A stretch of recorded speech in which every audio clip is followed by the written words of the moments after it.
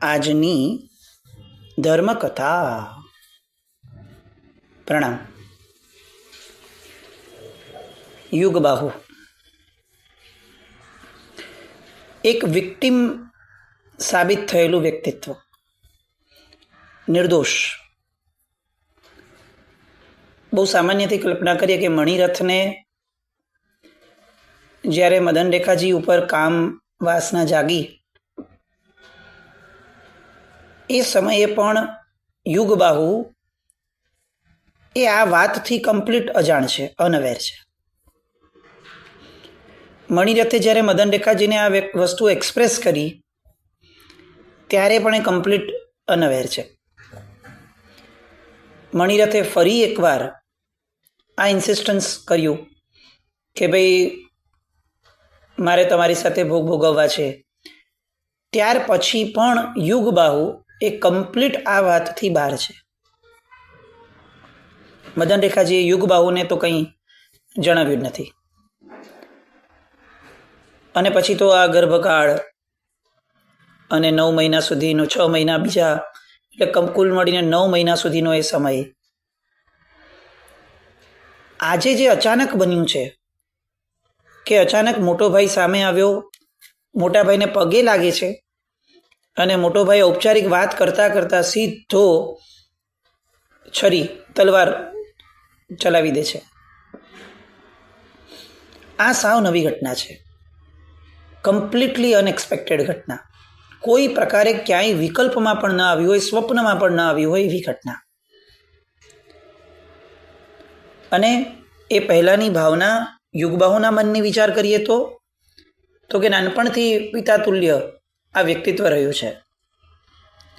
એ રાજા હતા, મણિરથ મોટા ભાઈ, અને એમણે નાના ભાઈને યુવરાજ પદે સ્થાપ્યા, મોટા કર્યા, ધ્યાન રાખ્યું, નાનામાં નાની વસ્તુ માટે કાળજી કરી, ઉંમર થઈ, લગ્ન લેવડાવ્યા, રહેવા માટેનો અલગ મહેલ, સુખ સુવિધાઓ, બધું જ, નગરની અંદરની પ્રતિષ્ઠા, નગરમાં માન, બધું જ. શું થાય? આપણે કદાચ આપણી પોતાની સેલ્ફને આ યુગબાહુની સ્થિતિમાં મૂકીએ, જે ક્ષણે એમની પર હુમલો થયો એ ક્ષણ માટે. શું સ્થિતિ હશે? મનસ્થિતિ.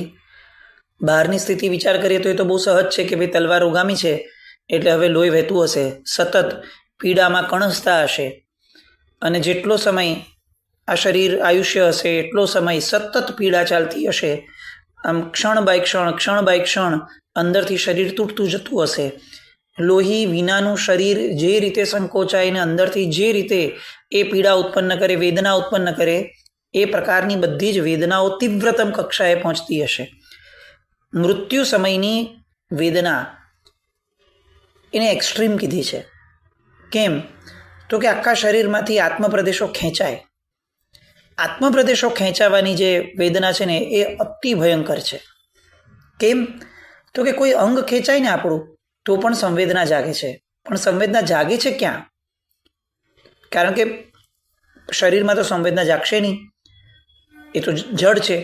તો શરીરને જે બળ આપે છે, શરીરને જે ઉર્જાઓ આપી અને એને ચૈતન્ય બનતું રાખવાનો અણસાર જે આપે છે, એ પોતે જ આત્મતત્વ છે. આ આખા જડ શરીરને લાઇવલીનેસ આપનાર આત્મતત્વ છે કે જેનું ચૈતન્ય છે. એ અનાયાસે આપે છે, એ વસ્તુ અલગ છે, પણ આપે છે. તો આ ઉર્જાનું પાવર હાઉસ જે છે એ જ જ્યારે પોતે ખેંચાય ત્યારે તો કેવી ગજબ વેદના થતી હશે. અને આવી વેદના, આ બધું યુગબાહુના બાહ્ય વિચાર કરીએ, બાહ્ય સ્થિતિનો વિચાર કરીએ ત્યારે આપણા મનમાં પ્રગટે.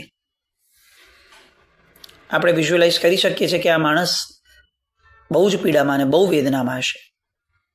આ એમની બહારની પરિસ્થિતિ, અંદરની પરિસ્થિતિ. વેદના તો અનુભવાય છે, એ તો ખરી જ. એ ઉપરાંત સૌથી પહેલાં દ્વિધા. અચાનક મારા ભાઈએ મારી ઉપર હુમલો કર્યો, જીવલેણ હુમલો કર્યો. આવા નિર્જન સ્થળે અચાનક આવી અને સાવ અચાનક જ હુમલો કરી અને ભાગી ગયા? આ શું? આકસ્મિક બનેલી ઘટના, કોઈ પૂર્વ ભૂમિકા ખબર નથી કે અચ્છા એને મારી પત્ની સાથે વેર હતું, પ્રેમ હતો ને આ તે બધું જ કંઈ જ નથી ખબર. અચ્છા, આવીને તરત જ મદન રેખાજીએ બૂમાબૂમ કરી, મણિરથ તો ભાગી ગયો, પણ સૈનિકો બધા ટોળે વળી ગયા અને મણિરથને પકડવા બહાર ભાગ્યા. એટલે હવે આ મહેલની અંદરમાં અત્યારે યુગબાહુ એ મદન રેખાજીના ખોળામાં છે. મદન રેખાજી હવે એમને પોતાના ખોળામાં લઈ, એમનું ધડ શરીરને ખોળામાં લઈ અને હવે એમને સાંત્વના આપવાનો પ્રયત્ન કરે છે. યુગબાહુ પાસે એટલો પણ સમય નથી, એટલી પણ ક્ષમતા નથી કે એ મદન રેખાજીને પૂછે કે આવું કેમ થયું, ભાઈએ અચાનક આવું કેમ કર્યું? કારણ કે એ સ્થિતિ જ નથી, આ મરણની છેલ્લી સ્થિતિ છે. એટલે હવે વાતો શરીરથી થવાની શક્યતા ન હતી, એટલે વાતો આંખોથી થઈ. મદન રેખાજી સાવ નજીક છે અને એમના મનના એ ભાવો, યુગબાહુના એ જિજ્ઞાસાના જે ભાવો, કુતૂહલના જે ભાવો છે એ એમના વદન ઉપર મદન રેખાજી સ્પષ્ટપણે વાંચી શકે છે. અને મદન રેખાજી છે, પત્ની એ છે કે જે પોતાના પતિના શબ્દો પૂર્વે એની ભાષાને સમજી શકે. શબ્દો પૂર્વેની ભાષા. પતિ પણ એ જ છે કે જે પોતાની પત્નીની આ શબ્દો પૂર્વેની ભાષા સમજી શકે. આ શબ્દો પૂર્વેની ભાષા એટલે શું? તમે જુઓ, દરેકના મનમાં વિચાર તો છે ને બહુ સિમિલર બધાને આવે. ડિફરન્સ શેનો છે? તો કે એક્સપ્રેશનનો ફરક છે. કોઈ એક ઘટના થયા પછીથી સામાન્ય રીતે દરેકનો વિચાર એક સરખો હોઈ શકે, પણ એનું એક્સપ્રેશન કોઈક અલગ રીતે કરશે, કોઈ પ્રભાવક રીતે કરશે, કોઈ પોઝિટિવ રીતે કરશે, કોઈ એગ્રેસિવ રીતે કરશે, કોઈ ઇન્ટેન્સિટી સાથે કરશે, કોઈ સામાન્યથી કરશે. ચિક્કાર ફરક આવશે, વ્યક્તિએ એક્સપ્રેશન બદલાશે, પણ અલ્ટિમેટલી બધાને કહેવું શું છે તો કે લગભગ સિમિલર બધું જ. તો એક્સપ્રેશન પૂર્વેની એક ભાષા છે કે જે મનમાં ઉદ્ભવી છે. એવું બની શકે કે એક્સપ્રેશન જે છે એ કેટલીક વાર એ ભાષા કરતાં નબળું, એ ભાષા કરતાં વિશેષ, એ ભાષા કરતાં અલગ, એ ભાષા કરતાં કંઈક ભિન્ન છે. મને મનમાં એવો ભાવ થયો કે આને છોડવો ન જોઈએ, પણ હું વ્યવહારુ માણસ છું. મારે લોકોની સામે ક્યારે મારા પણ દ્વેષને રજૂ નથી કરવો, તો મારું એક્સપ્રેશન એવું આવશે કે એણે ખોટું તો કર્યું છે નહીં, આવું પૂછીને હું શરૂ કરીશ. પણ કોઈક વ્યક્તિ એવું હોય કે જે ફક્ત આવા સામાન્ય પ્રશ્નની ભીતરમાં છુપાયેલું એક એવું સત્ય વાંચી શકે કે જે સત્ય બીજા માટે અકળ છે. કે ભલે આ માણસ બોલતો નથી, ભલે આ માણસ આવું બોલે છે, પણ અલ્ટિમેટલી એનું વદન એ એમ કહે છે કે એના મનમાં ભયંકર દાવાનળ સળકે છે. મદન રેખાજી એ એવું સમીપનું પાત્ર હતા પોતાના પતિનું કે જે ફક્ત ને ફક્ત વદન પરથી જ સમજી શકતા હતા કે આ એક્સપ્રેસ થાય એ પૂર્વેની ભાષા શું છે. અને આવું એક સમીપનો માણસ જ કરી શકે. સમીપનો માણસ એટલે જે રોજ સાથે રહે છે એ નહીં, કારણ કે એ તો બહારની સમીપતા થઈ.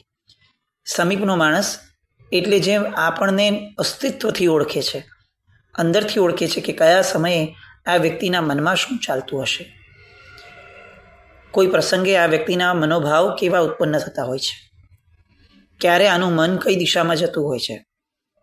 આવું બધું જે સમીપથી, નજીકથી ઓળખે છે એવું વ્યક્તિત્વ જ આ ભાષા સમજી શકે. અને મદન રેખાજીએ એ ભાષા સમજી.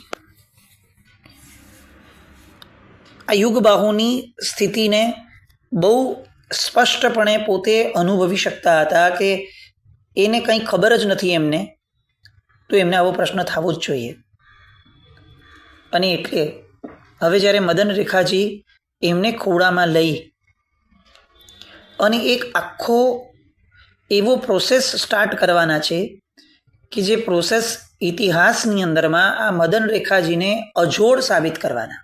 અજોડ એ રીતના અજોડ કે આવનારી તમામ પેઢીઓ એ પેઢીના ઉત્તમ પુરુષો, એ પેઢીના એ જનરેશનના શ્રેષ્ઠતમ પુરુષો પણ એમને પ્રાતઃકાળમાં યાદ કરે, એવું આ કાર્ય હવે થવા જવાનું. ભરેસરની સજ્જાઈમાં મદન રેખાજીનું નામ છે. આ ક્ષણ અત્યારે જ્યારે આ કાર્ય થવા જવાનું છે ને, કે જે કાર્ય માટે એ મહાસતીજીની હરોળના ટોચ પર આવ્યા, એ નિર્યામણાનું કાર્ય એ કરતી વખતે એ પોતે શ્રાવિકાપણામાં છે. અને છતાં આ કાર્ય માટે એ એટલા અમર થયા, એ એટલા બિરદાવાયા કે આજે રોજ સવાર થાય તો ગચ્છાધિપતિ શ્રી હોય, શ્રમણી ભગવંતો હોય, આચાર્ય ભગવંતો હોય, સાધુ ભગવંત હોય, નાનામાં નાના એક દિવસના પર્યાયવાળા સાધુ ભગવંત સાધ્વીજી ભગવંત હોય, કે પછી 90 વર્ષના પર્યાયવાળા સાધુ સાધ્વીજી ભગવંત હોય, કે પછી કોઈ પણ શ્રાવક કે શ્રાવિકા હોય, એમણે મદન રેખાજીને વહેલી સવારે ભરેસરની સચ્ચાઈની અંદરમાં યાદ કરવાના જ રહે. આવું કાર્ય એક શ્રાવિકા હોવા છતાં એક આચાર્ય ભગવંત પણ એમને યાદ કરે. છેક ક્યાં સુધી ચાલશે? તો કે 21,000 વર્ષના શાસન સુધી ચાલશે. ઔપચારિકતાથી આપણે આ વિચારીએ છીએ. તો આવું કયું મહાકાર્ય હવે શરૂ થવાનું, અને એ મહાકાર્યની શરૂઆત મદન રેખાજી કઈ રીતે કરે છે, એ વાત હવે માંડીને કરીએ. મદન રેખાજીનું મન તો બહુ સ્પષ્ટ છે. એમને તો આખી ઘટના ખબર છે કે આ મણિરથ કેમ આવ્યો હતો ને એ કેમ મારીને ગયો. હા, એટલું ચોક્કસ છે કે એમણે આ એક્સ્ટ્રીમની કલ્પના ક્યારેય નહોતી કરી. એટલે યુગબાહુને સૌથી પહેલો ભાવ ગુસ્સાનો નહીં આવે, સૌથી પહેલો ભાવ જિજ્ઞાસાનો આવશે, કુતૂહલનો આવશે. કારણ કે એમને ખબર જ નથી કે આ કેમ થયું. એમને ગુસ્સો તો ત્યારે આવશે કે જ્યારે એમને ખબર પડશે કે હાય હાય, મારા મોટા ભાઈએ આ હદ સુધીનું નીચ કાર્ય કર્યું, મારી પત્ની ઉપર એમણે ડોળો નાખ્યો, અને એ ન પત્યું તો એમણે મારી હત્યા કરવા સુધીની અધમતા સુધી પહોંચવાનું મન થયું. આ ગુસ્સો યુગબાહુજીને ત્યારે આવશે જ્યારે મદન રેખા દ્વારા એમને સમજાશે. પણ મદન રેખાજીને તો આ ગુસ્સો આ ક્ષણે પણ હોવો જોઈએ, અને હશે જ. કારણ કે એ તો આખું જાણે છે ઉલટાકનું. એમણે જે લાઇટલી આ મણિરથને લીધો હતો કે કંઈ નહીં, એમણે પૂછાવ્યું, મેં જવાબ આપી દીધો, તો હવે ચૂપ થઈ ગયા. છેલ્લા 5-6 મહિનાથી તો કંઈ જ કર્યું નથી. એટલે એનો મતલબ કે મોટા ભાઈ જે છે એ હવે શાંત થઈ ગયા હશે. હોય આવો આવેગ થઈ શકે માણસના મનમાં. માણસ છે, કશાયો પ્રગટે પણ ખરા, લાગણીઓ પ્રગટે પણ ખરા. કેટલીક વાર લાગણીની દિશા ખોટી પણ હોઈ શકે, પણ અંતે વળ્યા તો ખરા. આવા સંતોષની અંદરમાં આ મદન રેખાજીના મહિનાઓ ગયા. એક વાત. બીજી વાત, પરિસ્થિતિની દ્રષ્ટિએ વિચાર કરવા જઈએ તો અત્યારે મદન રેખાજી ગર્ભવતી છે. એક બાળક તો ઓલરેડી છે 8-9 વર્ષનું, અને બીજું એ આ ગર્ભની અંદરમાં છે.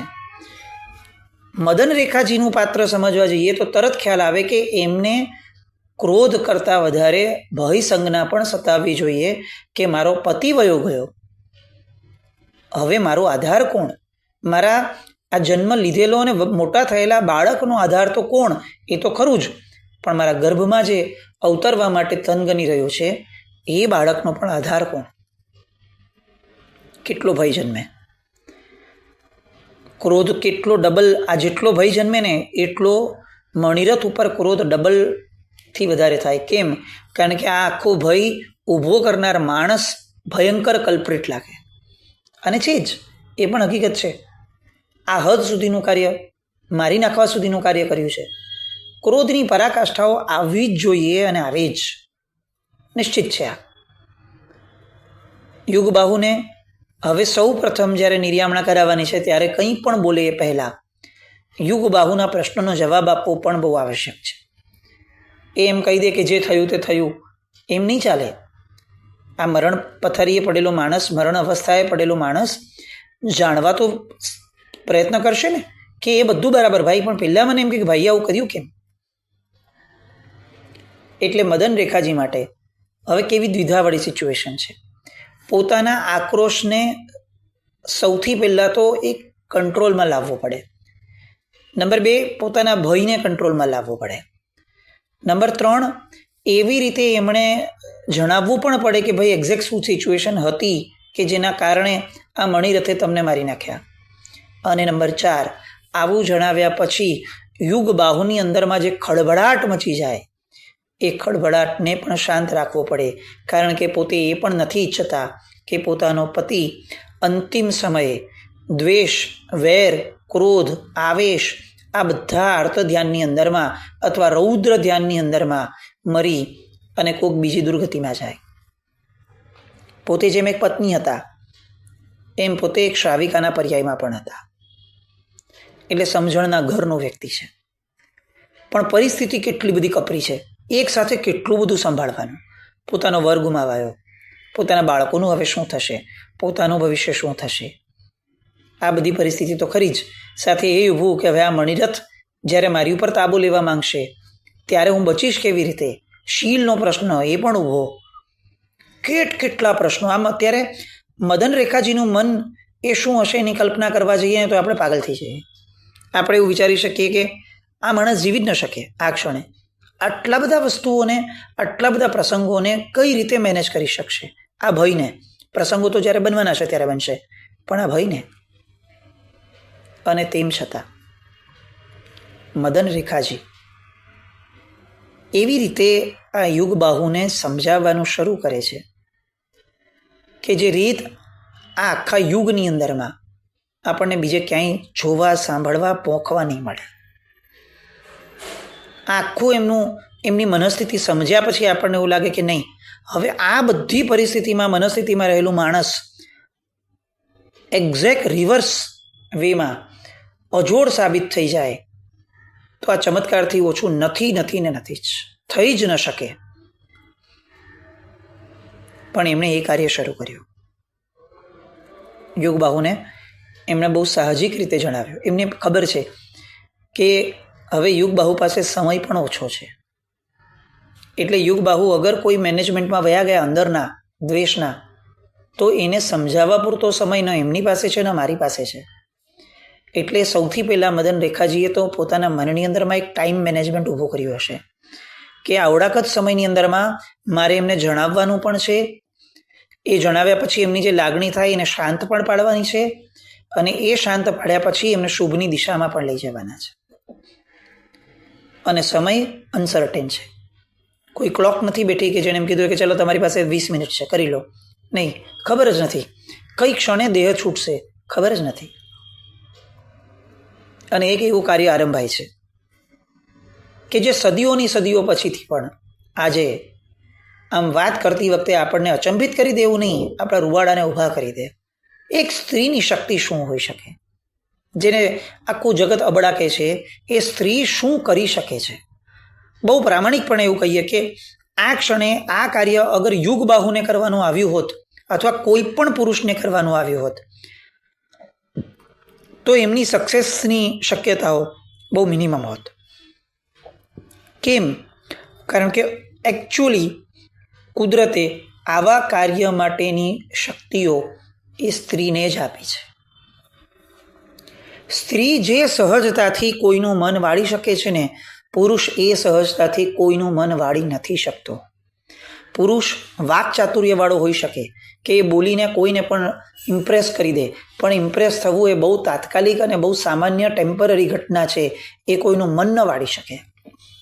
પુરુષ એ પોતાની કેટલીક છટાથી મેસ્મરાઇઝ કરી દે, પણ એનું આયુષ્ય બહુ જ ઓછું હોય, એ મેસ્મરિઝમનું આયુષ્ય. પણ સ્ત્રીની પાછળ એ શક્તિ છે કે પોતાના વર્તનથી, પોતાના વિચારોના આંદોલનથી કોઈના મનને આમ વાળી શકે છે.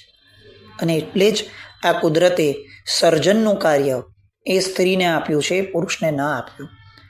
ગર્ભમાં બાળક 3 કાળમાં હંમેશા સ્ત્રીને જ આવશે.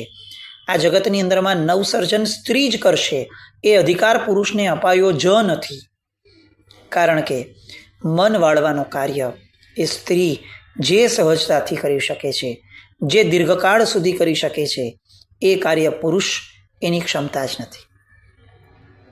નવો આવનાર વ્યક્તિ આ જગતની અંદરમાં એ વ્યક્તિત્વ એ આ જગતને ઉપયોગી કઈ રીતે બનશે એવું કાર્ય એવી શક્તિ સંપન્નતા, એ ઘડતર, એ કેળવણી, એ માવજત, એ બધું એક સ્ત્રી જ કરી શકે છે.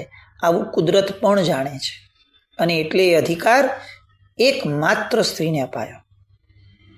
અને એ નવસર્જન કરનારી સ્ત્રી હવે એક અંત પામનાર મનુષ્યના દેહને, પોતાના પતિના દેહને એક નવસર્જન આપીને જવાની છે. નિર્યામણા એટલે શું? આગળ વાતો આવશે ઘણી, પણ મૂળ વાત જેના કારણે જે આશયથી આપણે આ કથાનક શરૂ કર્યું છે એ હવે શરૂ થવાની. એક એવું કાર્ય કે જે આખાને આખા મનુષ્ય ભવનો સાર છે. એક એવું કાર્ય કે જેના આધાર વગર આખીને આખી ભવ પરંપરા એક પઝલમાં ઊભી છે. એક એવા એન્ડ ઉપર ઊભી છે કે જે હવે નક્કી કરશે કે ભવિષ્યમાં આ માણસ, ભવાંતરમાં આ માણસ ક્યાં જશે એમ નહીં, કઈ પરંપરાએ સર્જશે. નિર્યામણા એક એવું તત્વ છે કે જે ફક્ત એક ભવ નથી બદલાવતું, એ ભવની આખી પરંપરાને બદલાવે છે. જો નિર્યામણા થઈ અને સામાન્ય હૃદય સુધી પહોંચી એને અસર કરી શકી તો નિશ્ચિતપણે એના ભવોભવને સુધારશે. એવું એક ઉત્તમ કાર્ય, મનુષ્યપણાની ઉત્તમતાનું ઉત્તમ કાર્ય નિર્યામણા, એ હવે મદન રેખાજી શરૂ કરવાના. આપણે કાલથી સ્પર્શશું, પણ ત્યાં સુધી આપણે એ વિચારીએ કે મદન રેખાજીની સ્થિતિ શું, એમની શક્તિ શું.